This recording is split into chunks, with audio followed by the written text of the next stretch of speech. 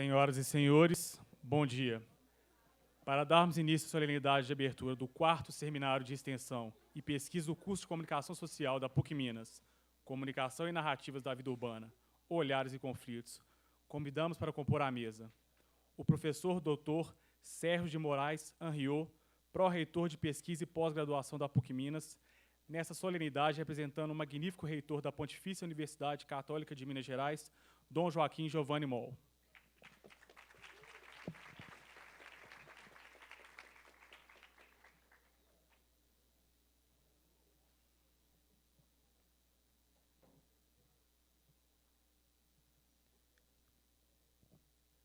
Convidamos a professora Carolina Saliba, representante da Pró-Reitoria de Extensão, professora Ana Tereza Brito, pró-reitora em exercício.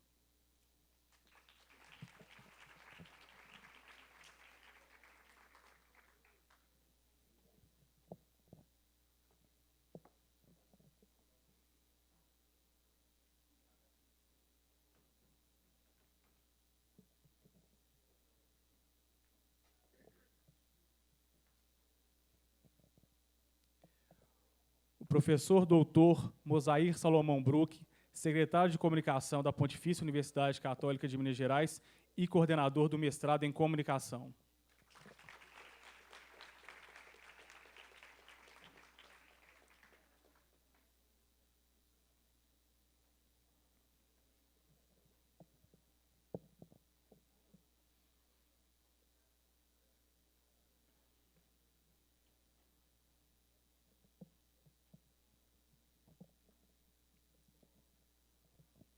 Convidamos também a professora e doutora Glória Gomide, diretora da Faculdade de Comunicação e Artes.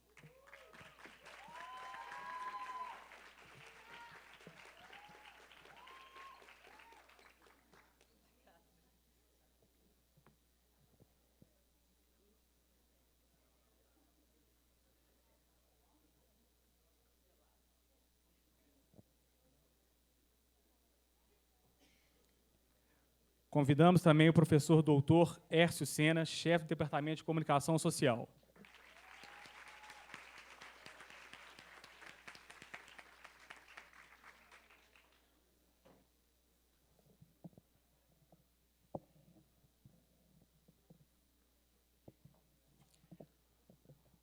O Seminário de Extensão e Pesquisa chega à sua 4ª edição, se consolidando como momento ímpar de convergência das perspectivas que guiam o curso de Comunicação Social da Faculdade de Comunicação e Artes. Nessa edição, os cernes das questões que serão apresentadas avultam a imbricação entre comunicação, cultura, cidade e a cidadania, compreendida aqui como uma combinação dos direitos civis, políticos e sociais, e as experiências geradas nessas fusões. Intenta-se abarcar temas que passam pela temática urbana, economia, desigualdade, oportunidades, público e privado, movimentos sociais, ocupações urbanas, estratificação de classes, moradia, consumo e cultura, e as diferentes narrativas midiáticas construídas a partir deles. O objetivo desta 4ª edição é pensar criticamente o papel da comunicação nos conflitos da cidade, nas demandas de expressão e nos embates pela legitimação da cultura.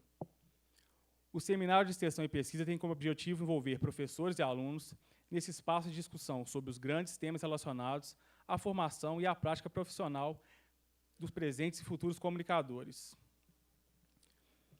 Nos dias 26, 27 e 28 de abril, o seminário trará 25 palestrantes e debatedores de naturezas distintas para fomentar a discussão de temas que abarquem a comunicação em suas diversas especificidades. Os cursos de jornalismo, publicidade e propaganda, cinema e audiovisual e relações públicas serão contemplados com mesas em todos os turnos. Confiram a programação e participem das atividades. Convidamos para fazer o pronunciamento da abertura o professor Hércio Sena, chefe do Departamento de Comunicação.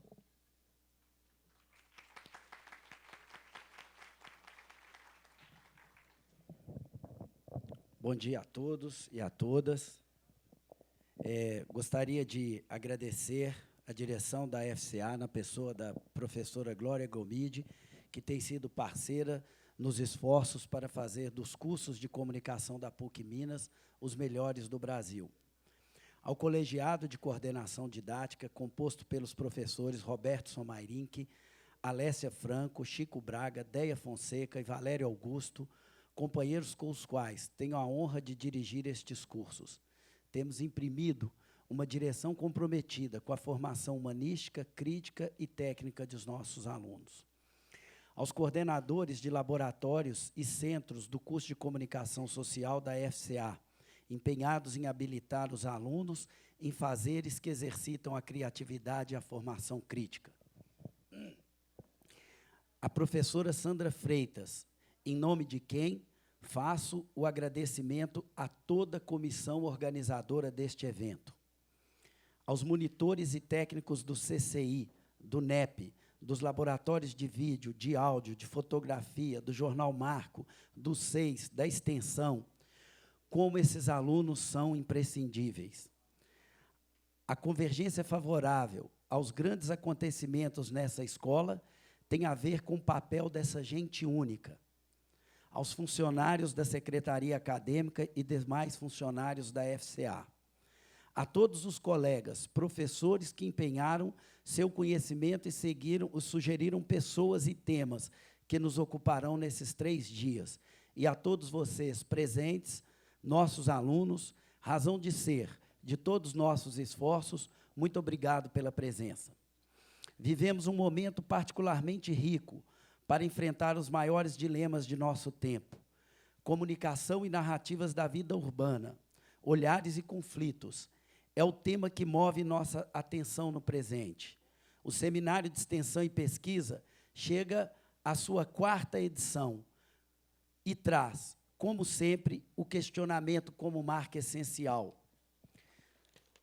Pretendemos discutir a comunicação como um dos fundamentos da vida urbana contemporânea, as dimensões do conflito, do consenso em uma grande metrópole, o papel das narrativas na construção e desconstrução da cidadania e na busca da convivência plural, inclusiva e democrática no espaço urbano.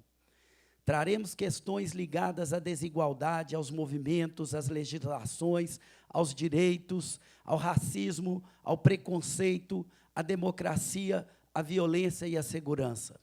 Em todos esses debates, o papel dos profissionais da comunicação será refletido em contextos de permanentes disputas. Os meios de comunicação e as narrativas por eles criadas exercem papel fundamental nas relações entre sujeitos e grupos da sociedade. A questão urbana reflete e é refletida no fazer comunicacional, que, à luz do pensamento crítico, pode ser concebido de maneira cidadã e democrática. É com o compromisso de vivenciar as experiências da cidade que abrimos o 4º Seminário de Pesquisa, de Extensão e Pesquisa do curso de Comunicação Social da Faculdade de Comunicação e Artes. Que nesses 3 dias, os desafios e o papel da comunicação nos conflitos da cidade, nas demandas de expressão e nos embates pela legitimação de culturas sejam iluminados pela presença de nossos convidados, pelo empenho de nossa reflexão, pela força de nossas melhores esperanças no futuro. Um bom dia a todos.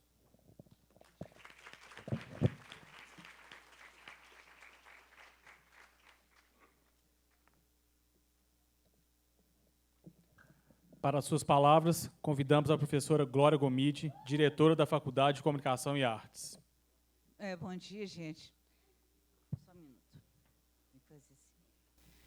Caros colegas, professores e estudantes. Colegas, sim, porque a partir do momento que entraram aqui, se tornaram parte de uma academia na qual professores e alunos se tornam elementos de aprendizado.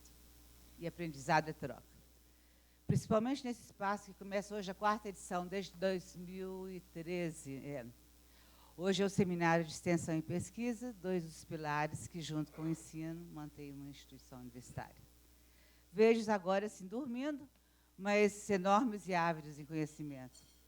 Serão 11 mesas de discussão, 25 palestrantes durante 3 dias, sobre comunicação e narrativas da vida urbana, olhares e conflitos.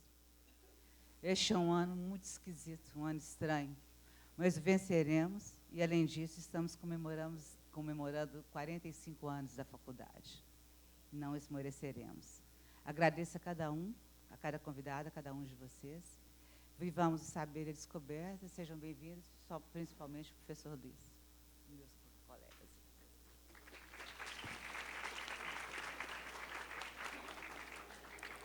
Para suas palavras, convidamos o professor Mosair Salomão Bruck, secretário de Comunicação da PUC Minas. Muito bem, bom dia a todos.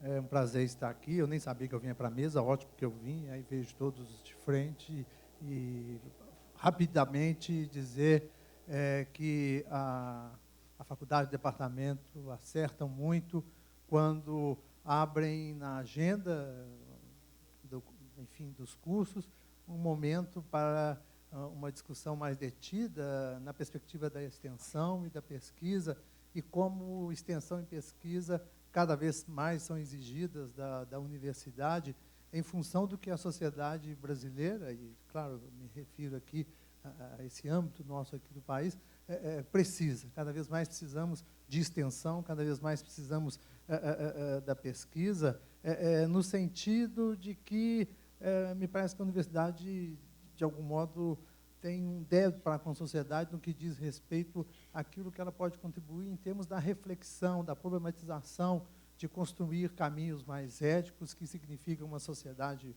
mais fraterna, mais cidadã, mais consciente, e também acerta muito, em especial agora em 2016, nessas narrativas que dizem respeito à cidade, que é exatamente a extensão, né, da nossa casa, é onde a gente vive, onde a gente ama, onde a gente sofre, onde a gente teme, mas, enfim, é preciso construir uma solução melhor para isso, para que a gente tenha, nessa nossa passagem pelo mundo, uma vida melhor. Mas parabéns a todos e muito obrigado pelo convite.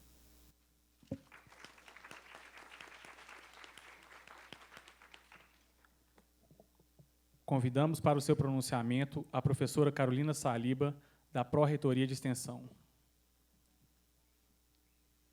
Bom dia a todos, comunidade acadêmica, alunos, professores, funcionários da Faculdade de Comunicação e Artes. Estou aqui representando a Pró-Reitoria de Extensão em exercício, a professora Ana Tereza Brito, que está substituindo o professor Vanderlei Schepp Felipe por motivo de licença médica. Nada grave, programado, mas de uma longa duração de recuperação.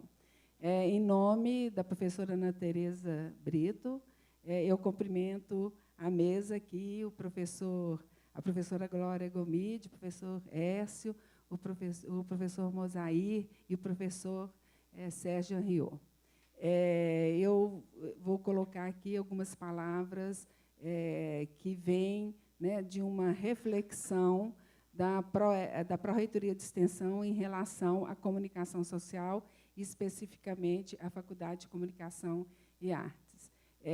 Nós pensamos e temos um sentimento que a comunicação social ela é quase que a semente do pensar e do fazer da extensão.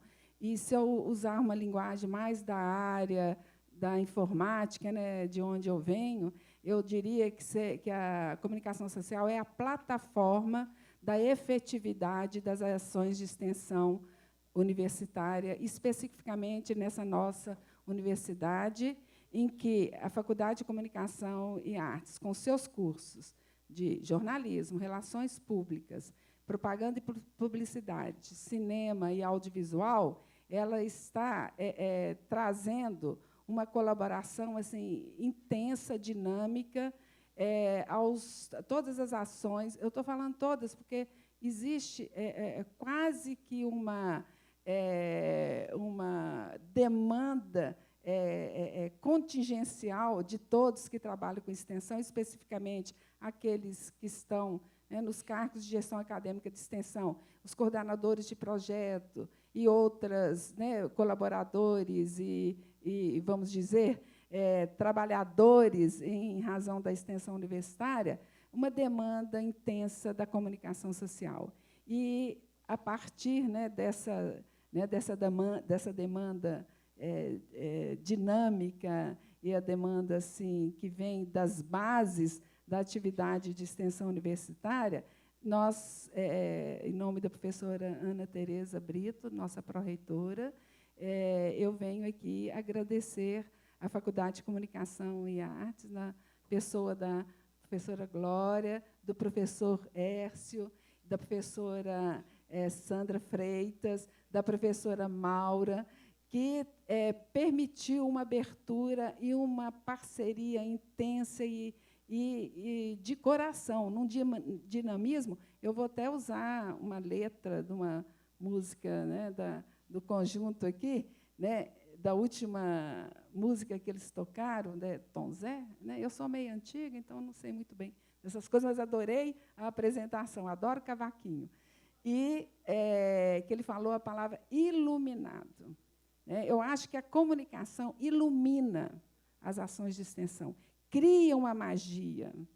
A própria comunicação social, eu não sei se eu estou falando muito, mas eu não gostaria de dizer, não gostaria de deixar de aproveitar o momento de dizer o seguinte: é a comunicação social que cria todo um elo, uma sinergia da atividade de extensão universitária, embutido de uma magia.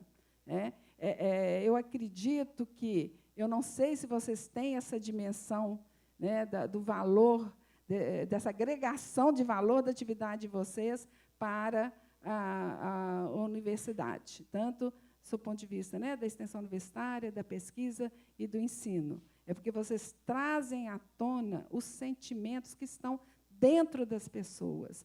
E a universidade, né, na sua missão, né, de transferir o conhecimento produzido dentro dela a favor da sociedade, ela tem que conquistar a sociedade. E eu digo, quando eu falo sociedade, eu estou dizendo até internamente da comunidade acadêmica interna da universidade, como dos setores externos da sociedade. Você conquista as pessoas, a sociedade, por meio das ações ligadas à comunicação social, que seja produção de vídeo, que seja, né, eu achei interessante, olhares e narrativas dos conflitos do mundo contemporâneo, da sociedade, das cidades contemporâneas. Né? Eu acho que, inclusive, essa percepção que a cidade contemporânea está em grande transformação, em todos os aspectos, eu diria, desde a questão, né, de ética, né, da questão da educação, da segurança, do sentimento das pessoas, etc. E a comunicação social, né, nas suas expressões, né, ela traz quase que um chamamento da sociedade para as reflexões das quais os indivíduos, o ser individual e o ser social precisa redimensionar para ele poder, vamos dizer, entre aspas, sobreviver e ser feliz.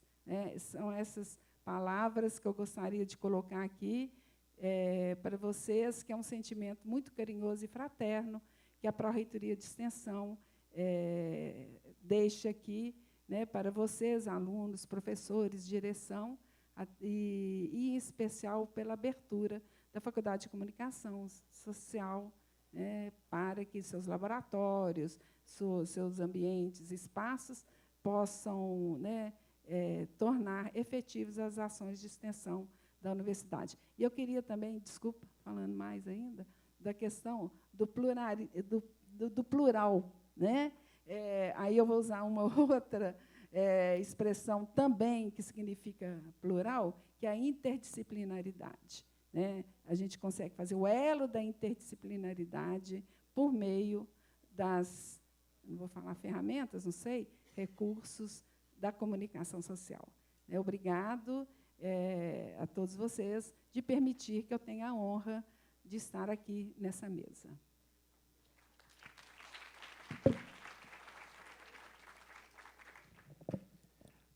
Para encerrar, convidamos para suas palavras o professor Sérgio de Moraes Anriot, pró-reitor de pesquisa e de pós-graduação da PUC Minas.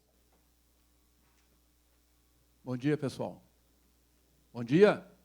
Agora melhorou. Quero cumprimentar aqui os meus colegas, o professor Hércio, Carolina, Mosair, Glorinha. A gente fala Glorinha, né? Porque está tantos anos, né? Glória Gomide, não, vai Glorinha, né?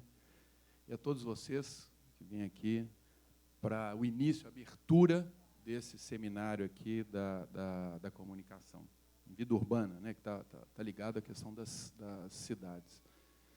Não posso deixar de agradecer, né? E toda a parte da comissão organizadora, quem já organizou alguma coisa, um evento, algum seminário, sabe como é difícil, né? A gente sempre, claro, quando você tem um país, ou se a gente fala em termos do mundo, que você tem hoje mais pessoas vivendo nas cidades que no campo, e isso cada vez aumentará mais, é claro que cada vez aumentará mais os conflitos, né? E a gente tem que saber lidar com esses conflitos de todas as suas áreas, né? Eu estava vendo recente, né, que é uma coisa ligada à minha área, que hoje a velocidade média dos carros nas cidades, você pega São Paulo, você pega Belo Horizonte, Rio de Janeiro, é de 18 km por hora. 18 km por hora é a velocidade média dos carros. A gente está falando em mobilidade. Como a gente vai falar em mobilidade se a nossa velocidade média é igual ao do início do século passado das carroças? As carroças, a velocidade média das carroças era de 20 km por hora. Né? Então, como que a gente vai lidar com essa cidade que cresce, né, com mobilidade que praticamente não existe? Belo Horizonte, há 10 anos atrás, ela tinha uma frota de 700 mil veículos, hoje ela tem 1.700.000, as estradas não aumentam, as ruas não aumentam, e como que a gente vai lidar com isso, com todos esses conflitos? Né? Como que a gente vai lidar com os conflitos, por exemplo, de demanda social, de saúde? Né? Como é que a gente vai lidar com uma perspectiva nessa linha? E aí, sim, o papel da universidade ele é importantíssimo nisso. Né? O papel da instituição que, junto com toda a comunidade externa, com toda a sociedade, tem que pensar formas, né, da gente viver melhor. No final das contas, a gente está falando em qualidade de vida. Né? A gente quer qualidade de vida. O que significa qualidade de vida? Né? Cada um pode ter, né, no seu pensamento o que para ele é qualidade de vida. Né? Às vezes é morar longe, distante, né, da onde que ele trabalha, morar num sítio, né, isso para ele é qualidade de vida. Para outros é morar aqui, ó, atravessar a rua, eu estou morando aqui, isso é qualidade de vida para ele. Né? Mas se a gente olha a questão de saúde, o que é qualidade de vida para a gente? Né? O que é qualidade de vida para todos esses movimentos sociais, esses excluídos? A gente tem que pensar nisso tudo. Né? E a pesquisa, a extensão, elas cumprem esse papel, elas têm que cumprir esse papel. Né? Porque no dia que elas não cumprirem, não tem sentido de ser dessas, da extensão e da pesquisa. E vocês são parte fundamental disso, porque aluno é isso, é a parte fundamental da instituição. Sem aluno não existe instituição. Né? Então, a questão da pesquisa é um convite sempre que a gente faz a vocês. Né? Eu estou vendo aqui que são alunos do 1º ao 4º período. Né? É sempre esse convite. Entrem mais na universidade, né? Usufruam de tudo aquilo que a universidade pode dar para vocês. Eu costumo dizer o seguinte, às vezes você vai passar pela instituição, né, o curso de vocês lá, 8 períodos, às vezes é como se fosse uma grande piscina que você está nadando. Você pode simplesmente nadar ali na superfície e você, no final das contas, você vai chegar lá e você vai ter o seu diploma. Ou você pode submergir, você pode experimentar tudo aquilo que a instituição pode ofertar e oferecer para você. Depende de você querer isso. Depende de você, por exemplo, querer fazer iniciação científica ou não. Depende de você querer entrar num laboratório ou não. Isso depende do aluno. E se depende dele, a gente pode ajudar, mas a gente não pode pegar com as mãos e fazer a obrigação e o papel que vocês têm. Então, o convite que eu acho que sempre a gente faz é o seguinte, aproveita a universidade, né, na sua totalidade. Quem aqui já foi no Museu de Ciências Naturais da PUC? Quem não foi tem a obrigação de ir. Né? Nós temos um museu belíssimo aqui, né? Um museu belíssimo que qualquer um que é fora aqui da instituição, que não conhece esse museu, se ele vai, ele se apaixona pelo museu. E a gente aqui, às vezes, a gente não vai, não conhece. Temos que aproveitar isso no centro esportivo. Quem já foi no centro esportivo? Todo mundo tem que ir lá no centro esportivo. Temos um centro esportivo maravilhoso. A gente tem que conhecer a nossa casa primeiro. Né? A primeira coisa é você conhecer a sua casa, para depois você poder fazer alguma coisa. Quem que já foi em todos os laboratórios aqui da Faculdade de Comunicação e Arte? Tem que ir em todos os laboratórios. Ah, está fechado? Ô, Écio, abre lá para mim lá. Eu quero ver o laboratório. Né?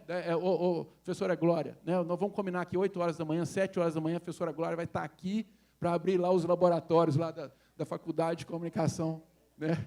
Então, tem que conhecer, a gente tem que entrar, imergir nesse mundo aí, ó, né? Porque senão você vai passar pela universidade. Você vai ter o seu diploma lá no final, mas você não aproveitou de tudo aquilo que a universidade pode te dar. Né? É fazer pesquisa, entrar nos sites. Quem aqui já entrou no site da CAPES para pesquisar alguma coisa? Artigo científico. Alguém já fez isso? Então, vocês têm que fazer. Aposto que se todo mundo trouxer aqui 5 artigos, o professor Elcio vai dar 5 pontos aqui nesse seminário para vocês. Tem certeza disso? Né? Pode cobrar para ele lá que ele vai dar. Apresente 5 artigos ligados a essa temática que vocês estão trabalhando aqui sobre a vida urbana, conflitos. Né? Eu acho que a gente tem que cada vez mais aproveitar tudo aquilo que a universidade pode disponibilizar para vocês. Né? O Mosaí está aqui, como ele é coordenador do programa de pós-graduação em comunicação, está falando portal de periódicos da CAPES, tem que entrar nesse tipo de coisa. A gente tem que saber o que a universidade, né, pode dar para vocês. Né? E quando vocês se formarem, claro, olha, eu quero fazer mestrado, né, em comunicação, venha fazer mestrado em comunicação com a gente. Né? É sempre um convite que nós estamos sempre com as portas abertas para vocês. Alunos é a razão da existência da instituição. Então, a gente quer muito aqui agradecer a todos vocês por essa participação, né, no seminário. Né? Mais uma vez, aí, agradecer ao professor Écio, à professora Glorinha, aí, né, para que continuem sempre trabalhando nesse sentido, para engrandecer a nossa instituição. Muito obrigado, bom dia para vocês.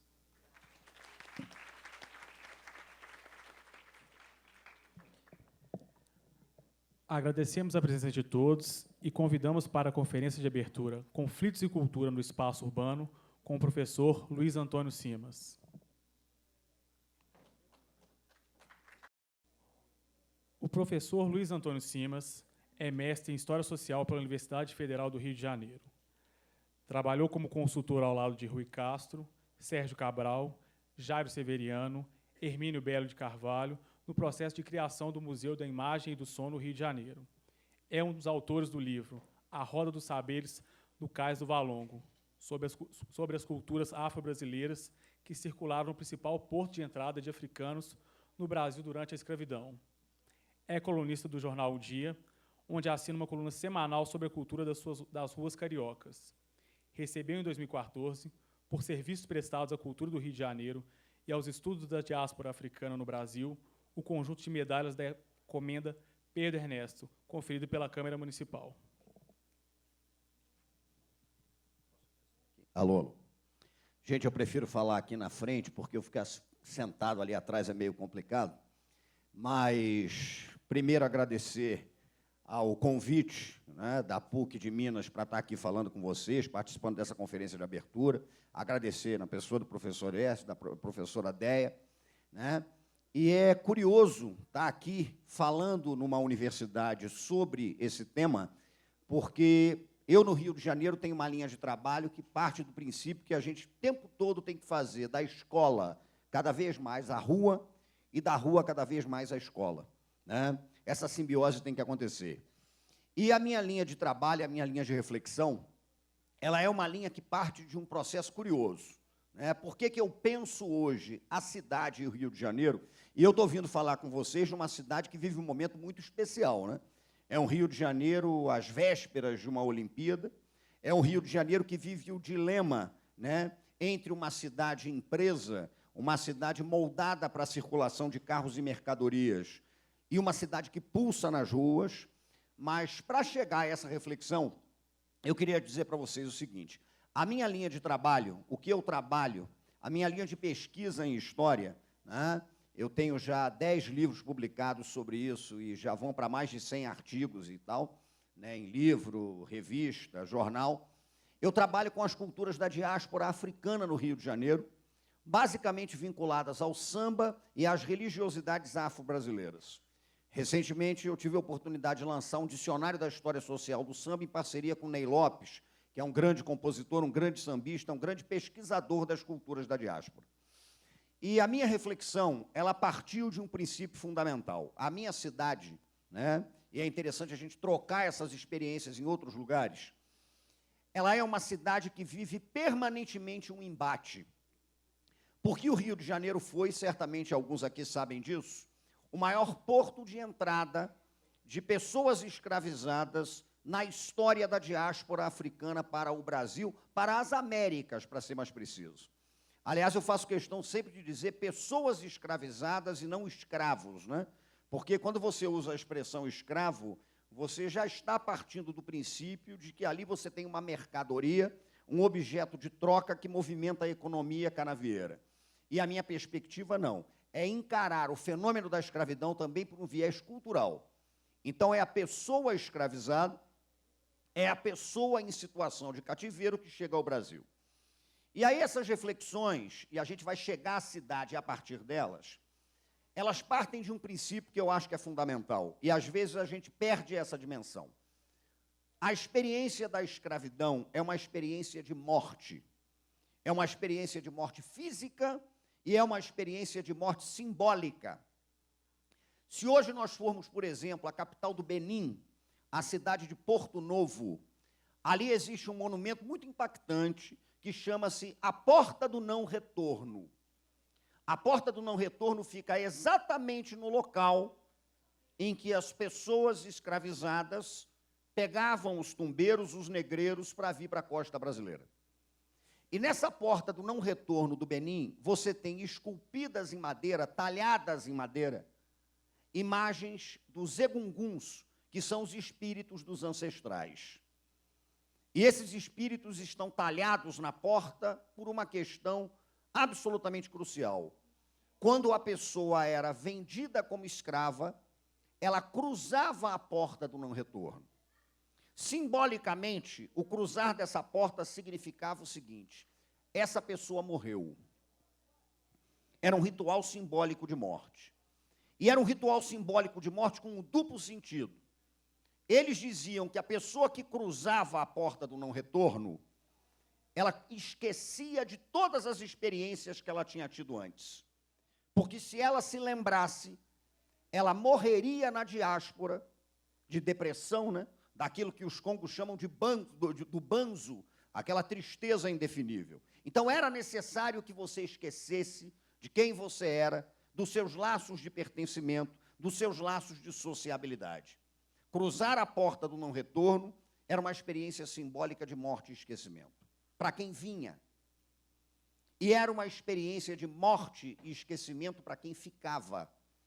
Porque aqueles que ficaram lá passavam a considerar que aquela pessoa tinha morrido e ela seria cultuada apenas como um ancestral que fisicamente não existe mais.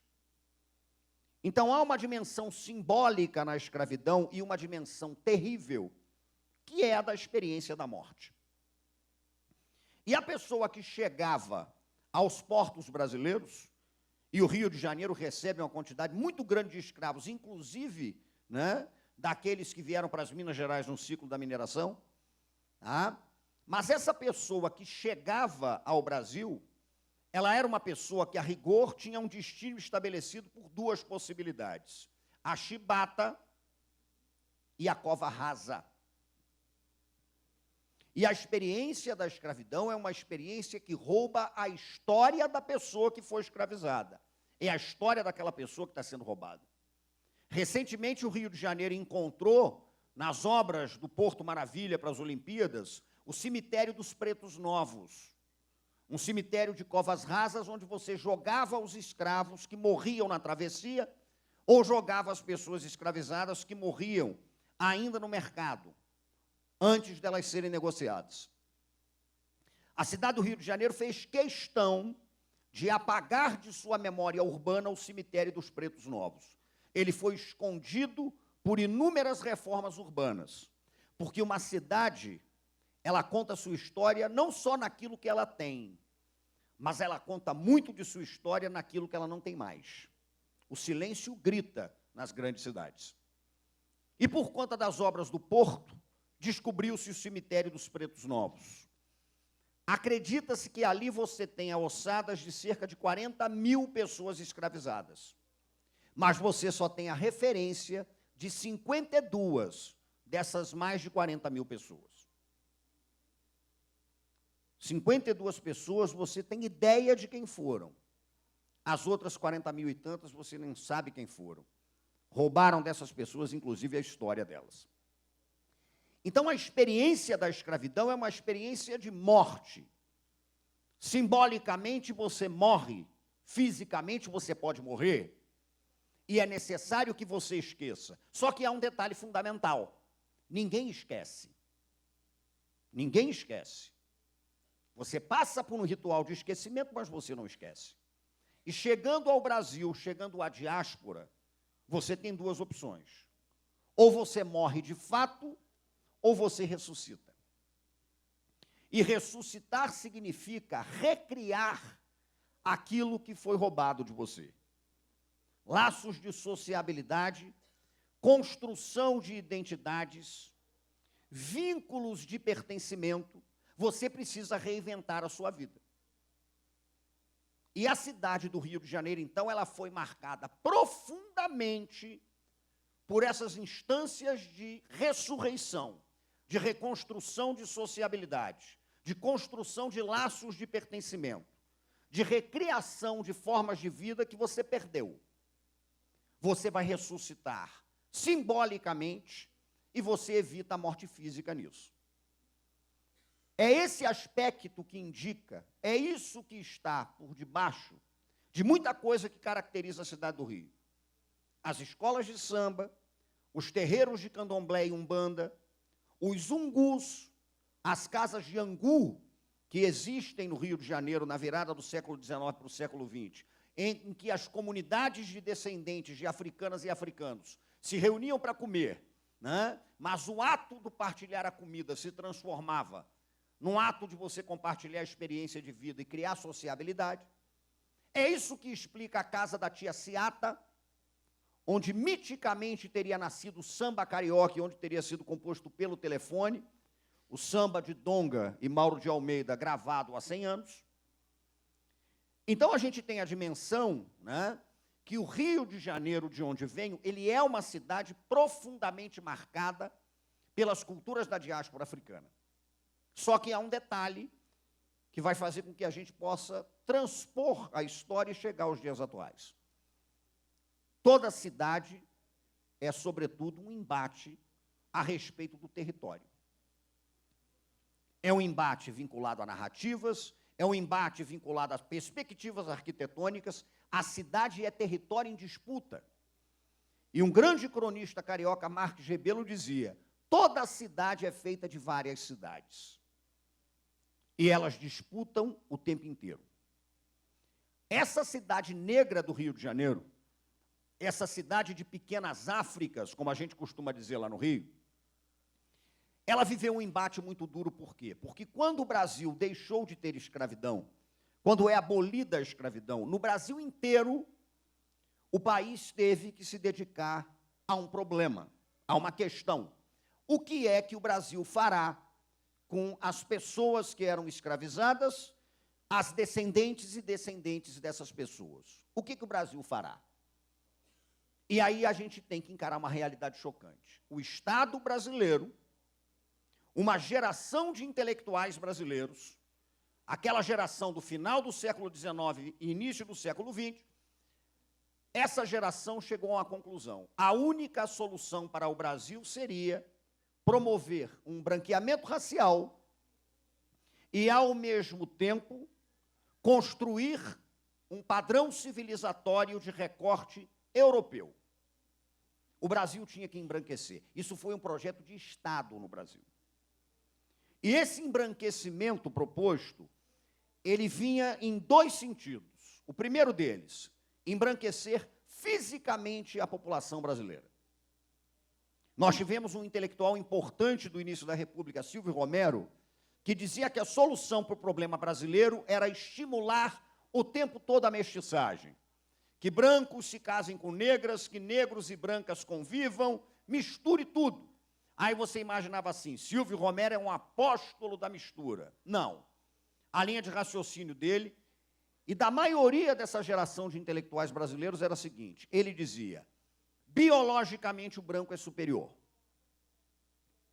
E como ele tem a supremacia, isso era dito com a maior clareza no início da República, se nós estimularmos a mistura, nós vamos limpar a pele brasileira. E ele chegou a dizer que, se isso fosse feito, no ano 2000 não haveria mais traços negroides ou indígenas na população do Brasil. Mas, além dessa proposta, e nós temos que encarar isso, houve um projeto de Estado no Brasil para a promoção de um branqueamento racial, que viria com a entrada maciça de imigrantes. O imigrante não vem para cá simplesmente como um elemento que vai substituir mão de obra, do ponto de vista da economia.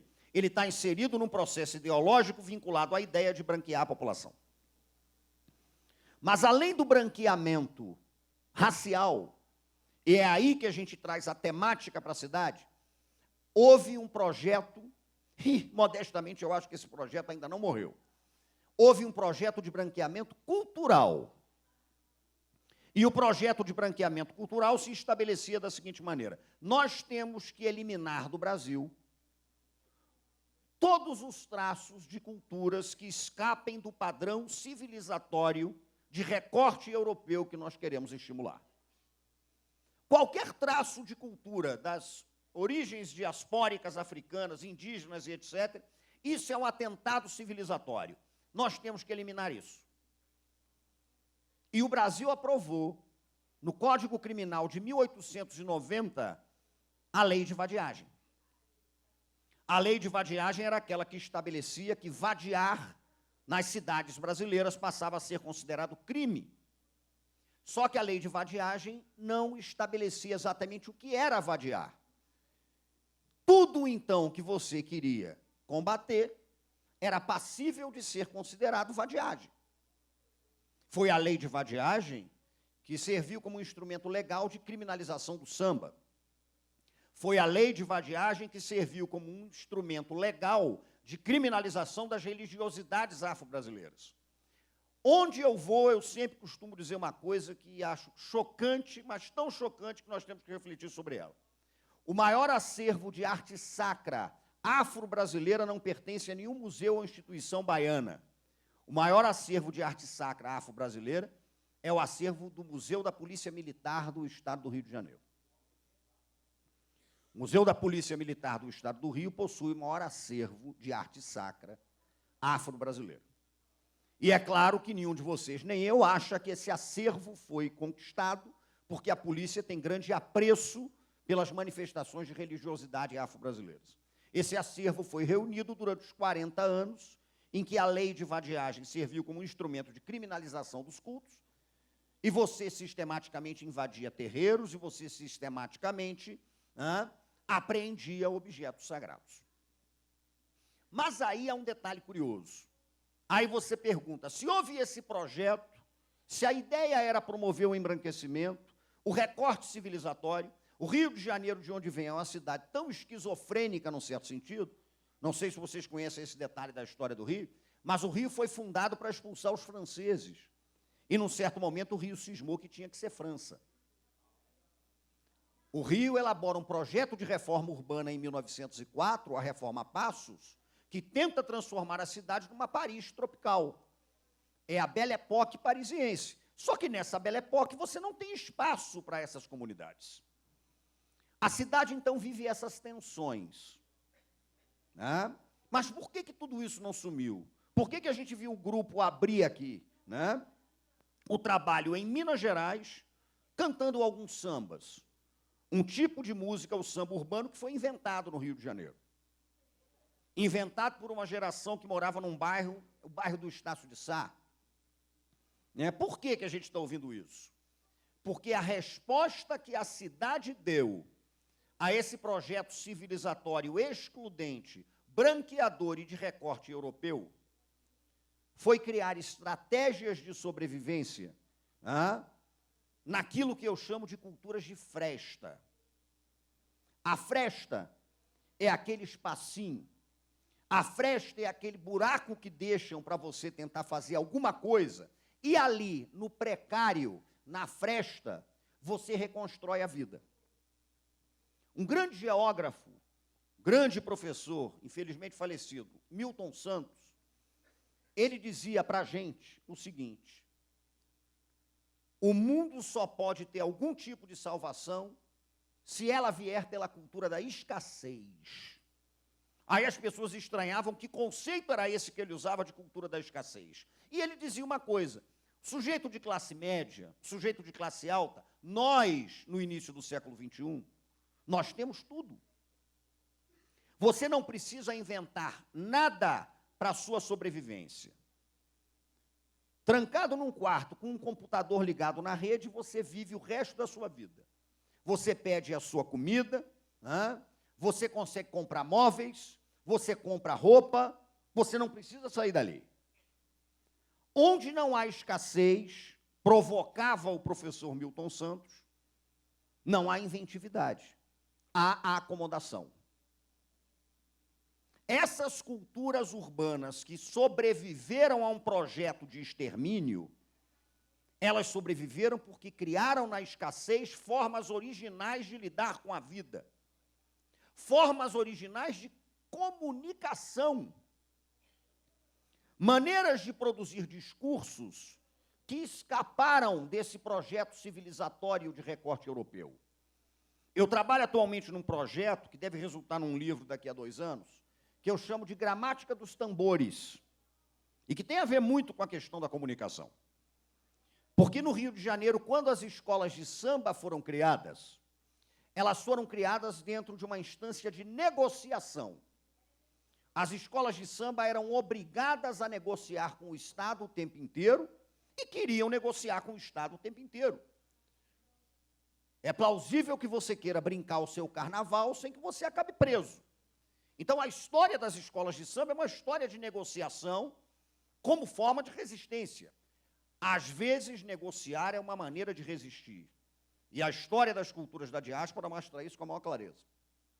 Mas aí o que acontecia? Por exemplo, as escolas de samba, para poder brincar carnaval, eram obrigadas pelo poder público a se registrar em delegacia de costumes. Aliás, o nome da delegacia era ótimo na década de 30. Delegacia de Costumes Tóxicos e Mistificações. Era onde você tinha que se registrar. E, para funcionar, essas escolas de samba tinham que se registrar como grêmios recreativos. Eu escrevi um livrinho sobre a história da Portela, eu sou biógrafo da Portela. O nome original da Portela era Vai Como Pode.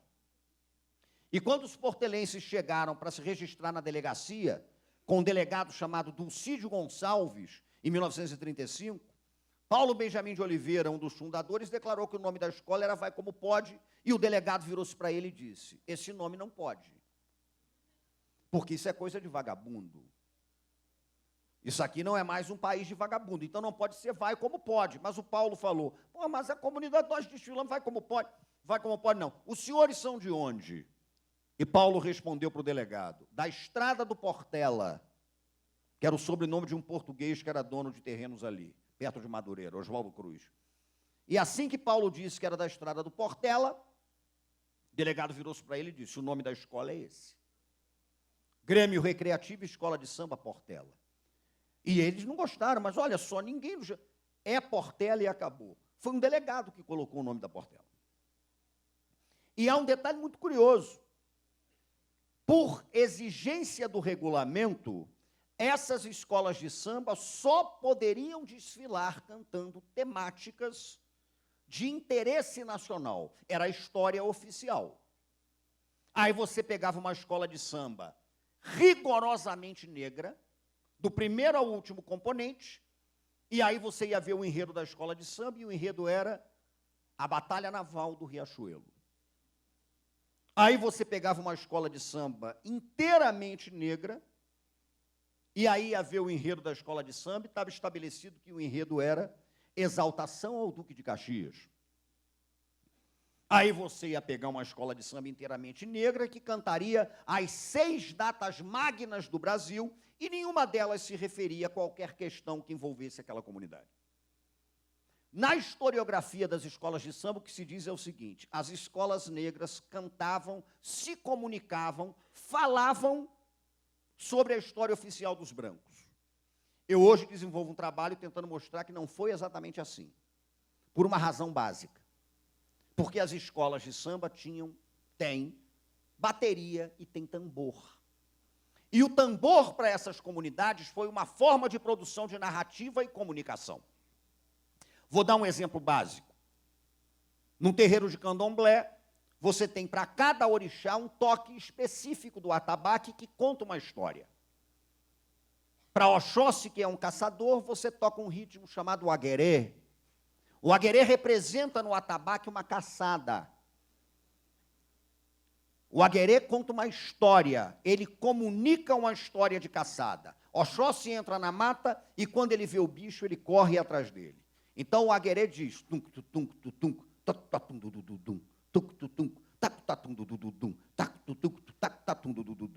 é uma caçada que está sendo contada ali.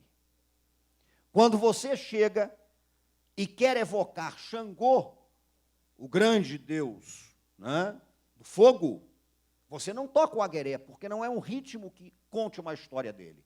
Você toca um ritmo chamado alujá, que é o tambor do rei, e que, curiosamente, é a base do tamborzão, que é um dos ritmos mais populares do funk carioca hoje. O alujá é tum, tum, tum, tum, tum, tacum, tacum, tum, tacum, tacum, tum, tum, tacum, tacum, tum, tacum, tacum, tum, tum. Isso é um toque de Xangô.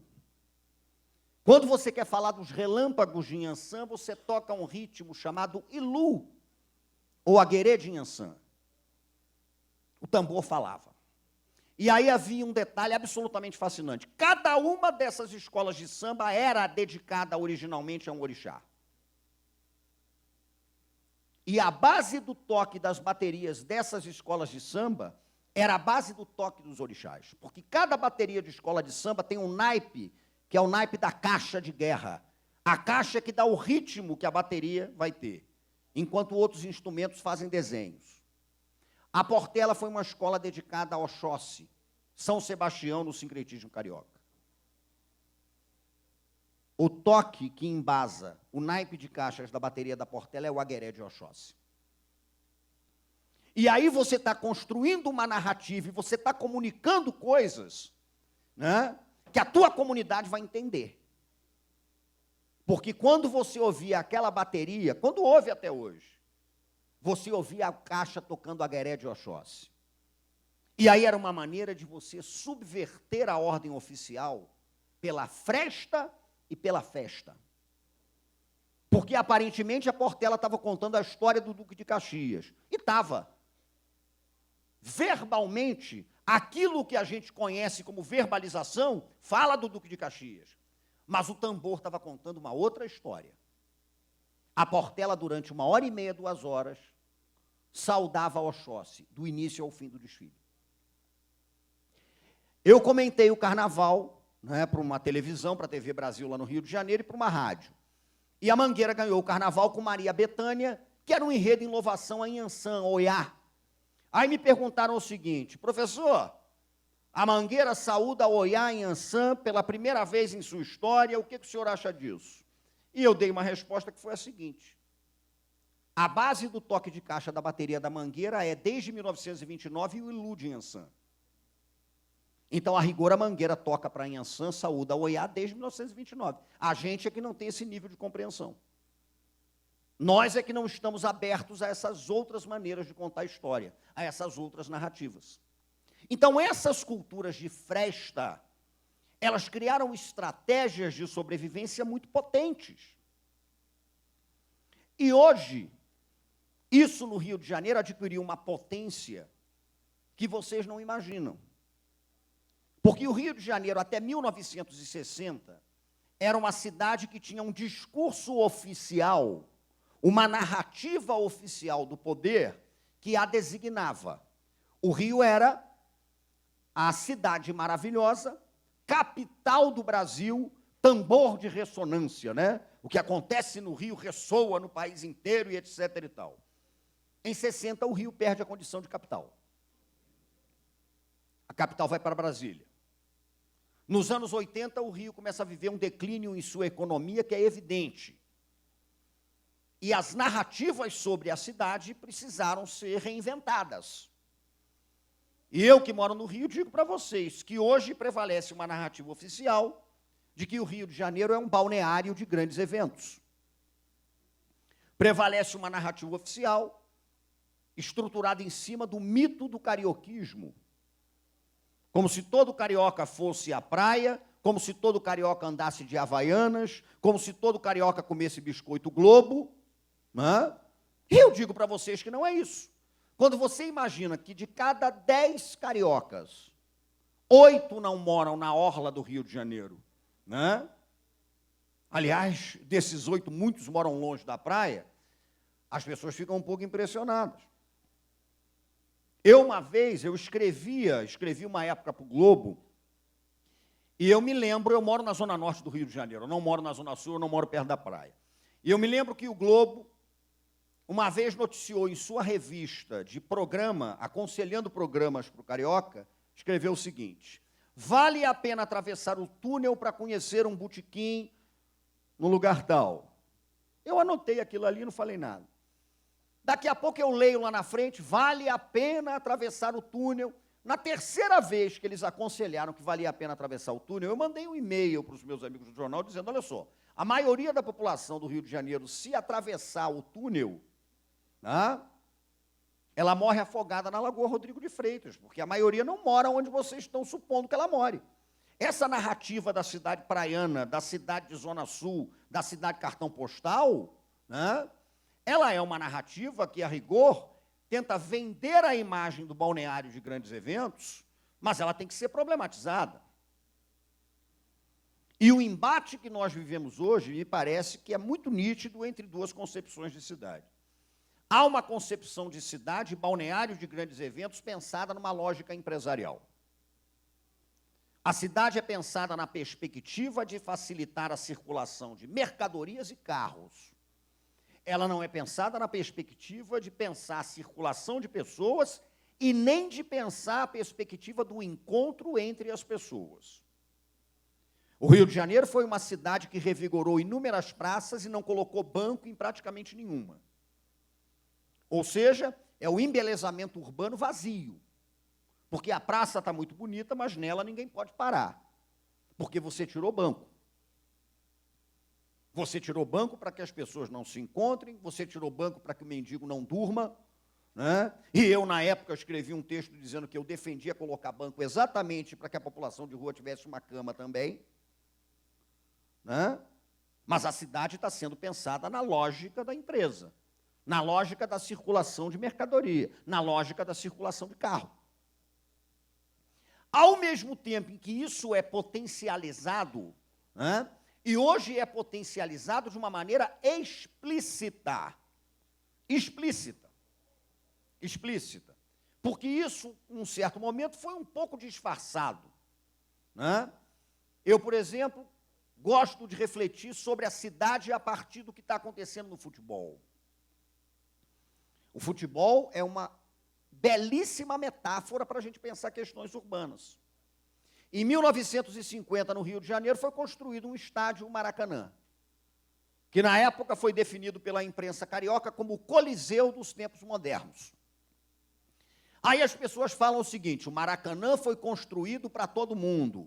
Sim, mas a gente tem que ter cuidado com esse discurso de democratização do espaço no antigo Maracanã. Porque ele foi construído para ir todo mundo, mas a partir de uma lógica que espacialmente delimitava a diferença entre as classes. Porque ele foi construído com uma geral, que era um espaço onde você assistia precariamente o jogo em pé, praticamente sem enxergar o campo, e a geral era frequentada pelas camadas populares. O pobre vai para a geral.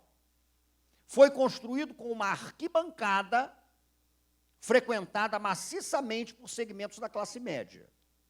E foi construído com cadeiras, camarotes e cadeiras cativas, né, frequentadas basicamente por aqueles mais abastados. Então, o próprio discurso de democratização do espaço do Maracanã é um discurso que, a rigor, encobre pela cordialidade do amor pelo futebol, uma perspectiva de se pensar o Estado a partir da diferença de classes e de hierarquias. Né? O curioso é que se você conversa com as pessoas sobre o Maracanã, todos que frequentaram o antigo Maracanã serão unânimes em dizer que o espaço mais interessante acabou sendo o da Geral, exatamente o mais precário.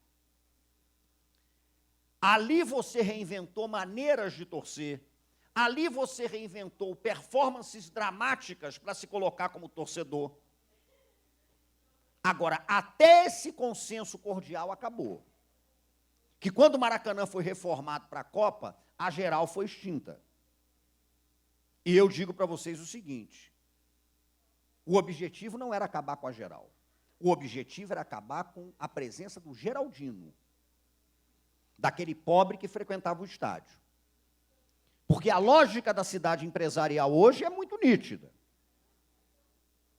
Transforme o estádio de futebol numa arena multiuso, eleve o preço dos ingressos, coloque um público selecionado no estádio e barateie a venda de jogos por canal a cabo na televisão. Porque aí você atende ao interesse dos canais que vendem jogos por pay-per-view, aí você atende o interesse dos consórcios que escandalosamente dominam essas grandes arenas, né? E conseguem estabelecer um projeto fundamentado na ideia de que o torcedor, antes de ser torcedor, ele era um consumidor de um espetáculo.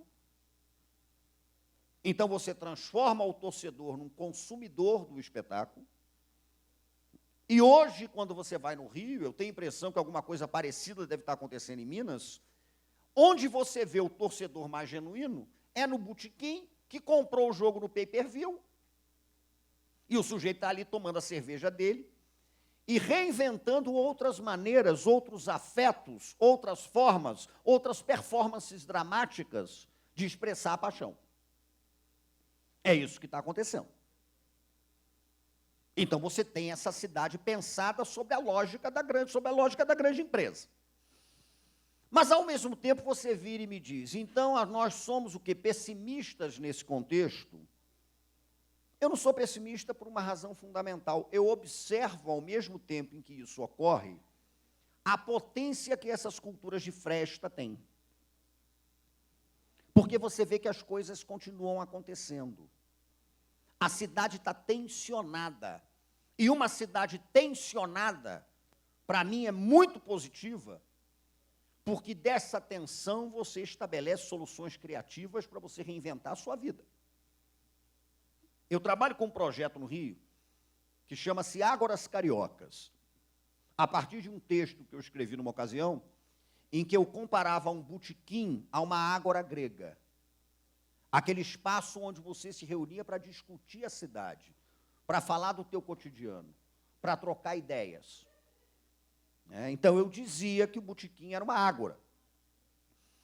E, ao lado de uma turma da Zona Norte, lá do Rio de Janeiro, dos subúrbios do Rio de Janeiro, nós criamos o projeto Ágoras Cariocas, e a gente tem o objetivo de transformar as ruas, as praças e os locais não contemplados por essa lógica das reformas em potentes espaços de discussão da cidade.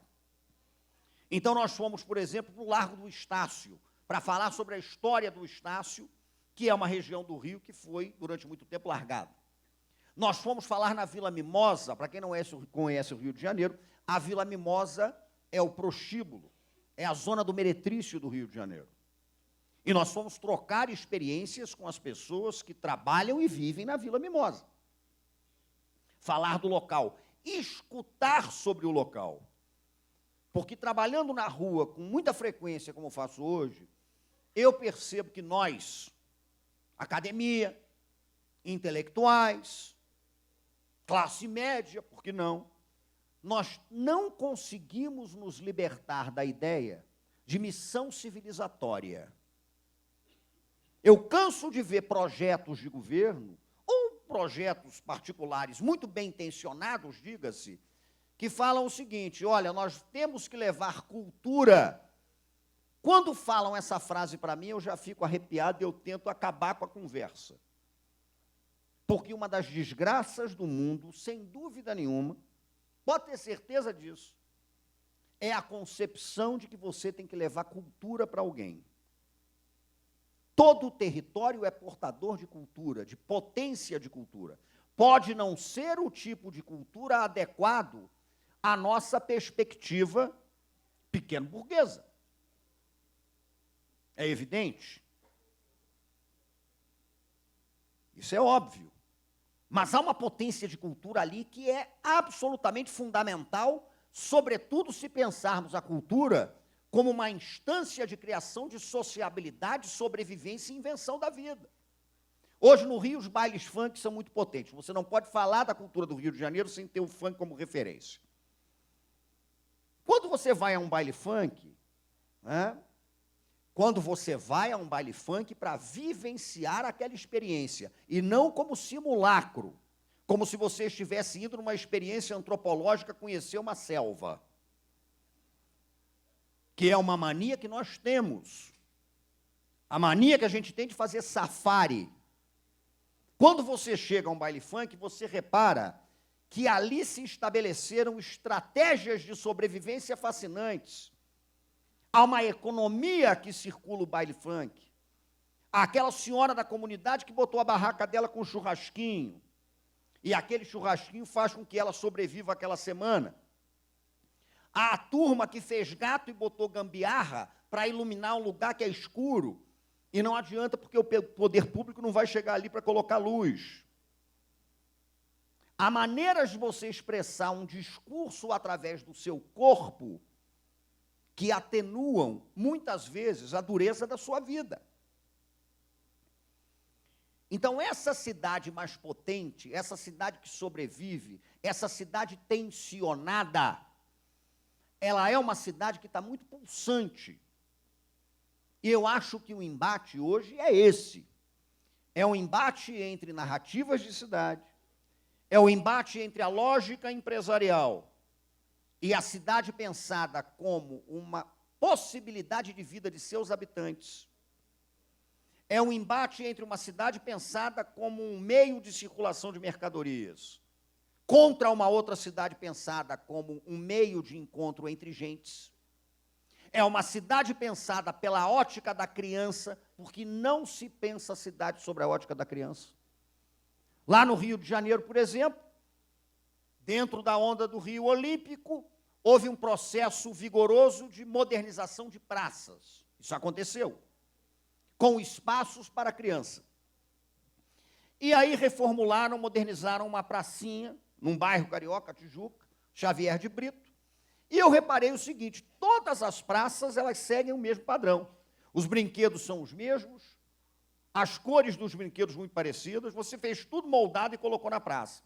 E eu tive uma curiosidade um dia de perguntar para os maiores interessados o que eles achavam daquilo. Evidente que os maiores interessados são as crianças. E eu perguntei, pergunta ingênua minha, mas a proposta era essa. Se alguém algum dia tinha perguntado para aquela criança que tipo de brinquedo ela queria que tivesse na praça. Evidente que nenhuma criança foi consultada sobre isso. A cidade não é pensada também para criança. A cidade não é pensada para proporcionar encontro de rua. Eu tenho um filho, por exemplo, e eu digo isso com tristeza e tento, na medida do possível, atenuar. O contato que meu filho tem com os amigos é na escola, é no colégio, vai ser na universidade. E aí nós temos que encarar de frente uma questão. A escola é uma instituição normativa de comportamento. Eu dei uma palestra numa ocasião para uma escola alternativa do Rio de Janeiro. Eu comecei dizendo para eles o seguinte, olha, vocês têm uma concepção pedagógica alternativa, isso é muito interessante. Mas se todo mundo aqui é alternativo, o alternativo vira o padrão normativo. As pessoas que se encontram, elas têm mais ou menos perspectivas de vida muito semelhantes. O espaço onde você encontrava a diferença era o espaço da rua. Mas esse espaço, como ponto de encontro, está morrendo. Quando você asfalta uma rua, é ótimo que você asfalte. Mas a gente tem que pensar que você está matando a possibilidade de ter jogo de bola de gude. No asfalto, a bola de gude morreu. Quando você verticaliza a cidade, você tem que pensar na perspectiva de que a cidade verticalizada matou a pipa. A pipa não sobe numa cidade vertical. Então, as cidades têm que ser pensadas com essa multiplicidade. Todavia, a fresta permanece. No Rio de Janeiro, hoje, um dos lugares em que mais se solta a pipa é no cemitério de Inhaúma. Os cariocas costumam dizer que na época das férias é o tempo da pipa. E aí a garotada vai para um cemitério soltar pipa. Porque até agora, em Inhaúma, ninguém resolveu construir um cemitério vertical com 200 andares. Então, ali o vento sopra, ali a pipa sobe. Você ressignifica o espaço do cemitério e você cria uma perspectiva nova de cidade. Aquilo está acontecendo. Os terreiros de candomblé no Rio de Janeiro hoje, eles estão em pleno processo de deslocamento urbano. Porque com o crescimento da cidade, não há um espaço para o terreiro. O terreiro precisa de rio, o terreiro precisa de planta, o terreiro precisa de folha. O avanço da urbanização mata essa possibilidade. E você repara uma reconfiguração geográfica das casas de culto afro-brasileiras no Rio de Janeiro, que é um trabalho muito interessante que alguns geógrafos estão fazendo. Nesse sentido, para não me alongar muito, é que eu acho que a gente tem que pensar a perspectiva de uma cidade que pulsa, de uma cidade que é embate, mas eu acho também que a gente tem que pensar essa perspectiva a partir de outros olhares e de outras miradas. O nosso olhar é um olhar viciado. Nós temos um olhar canônico, nós temos um olhar excessivamente no mau sentido, porque existe o bom sentido, é claro, mas excessivamente academicista. Eu vejo muitos estudos sobre as culturas da diáspora africana, eu trabalho com isso, fundamentados em conceitos canônicos, estabelecidos por pensadores do Ocidente. Uma vez me perguntaram sobre filosofia africana. Aí me foi perguntado isso no seguinte sentido: professor, sabendo que a filosofia nasceu na Grécia, e eu dei uma resposta, Ariano Suassuna falava uma coisa parecida. Eu parei e disse o seguinte: olha, de fato, a filosofia nasceu na Grécia, mas a filosofia que nasceu na Grécia foi a grega. Claro, a filosofia grega nasceu na Grécia. O teatro é grego. Concordo, o teatro grego é grego. Mas daí a gente achar que outras sociedades, outros grupos sociais, não elaboraram formas complexas de pensar o mundo, refletir sobre o mundo, e nem elaboraram formas complexas de dramatização, a gente está indo longe demais. Então, olhar essa cidade de Fresta é, sobretudo, olhar com o olhar do aprendiz. Quando você chega com um arcabouço conceitual, fazendo um trabalho de campo, né, eu estou dotado de conceitos, eu estudei epistemologia, eu conheço os principais teóricos alemães, ótimo que se conheça, ótimo que se conheça. Ótimo. Mas é necessário que a gente encare a cidade como um caldeirão tensionado de culturas que pensam a própria realidade, interagem com a própria realidade, muitas vezes de uma maneira que desconforta. Um outro exemplo, para a gente não se estender muito. No Rio de Janeiro, eu estou convencido disso, mas quando eu falo isso, causa um certo desconforto. A violência urbana é uma forma também de sociabilidade. Você cria instâncias de sociabilidade no ato da violência. A história do samba é essa. Existe uma tentativa de domesticar a história do samba, capturá-la para uma narrativa, né, absolutamente domesticada, mas que não dá conta de algumas coisas que são muito sérias.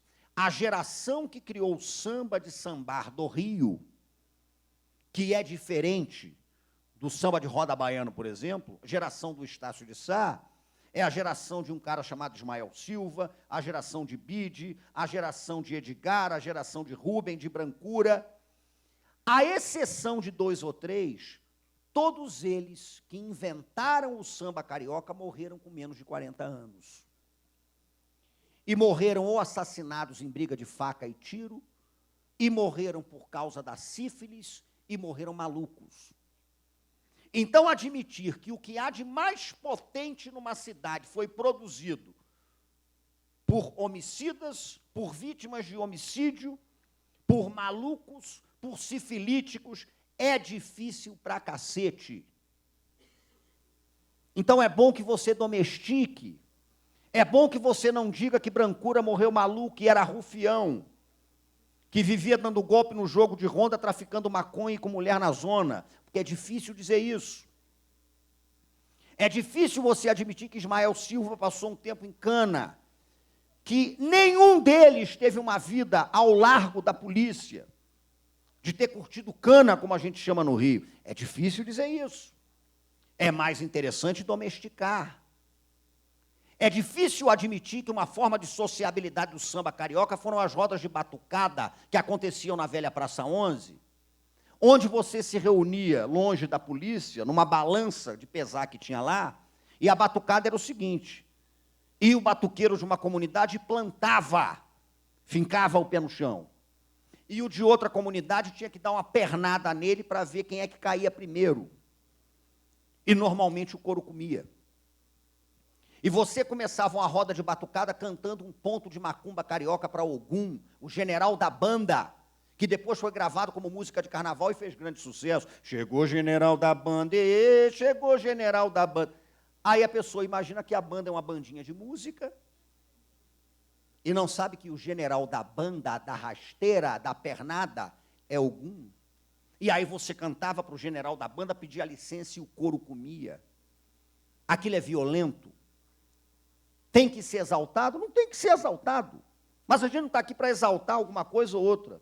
A gente está para investigar, para olhar a cidade, para interagir com ela. E ali você tem uma instância poderosa de sociabilidade. A história da capoeira é a mesma coisa. A pernada carioca, a capoeira, que surge no Rio e depois chega à Bahia, muita gente acha que é inverso, mas não, tá? A pernada carioca era considerada coisa de bandido. Você tinha malta de capoeirista que se dedicava ao ilícito, à bandidagem. A capoeira foi proibida no Código Criminal de 1890 e a pena para quem praticasse a capoeira era degredo na ilha de Fernando de Noronha. E não era para ir para Fernando de Noronha assar peixe e jogar capoeira na praia. Era a colônia penal.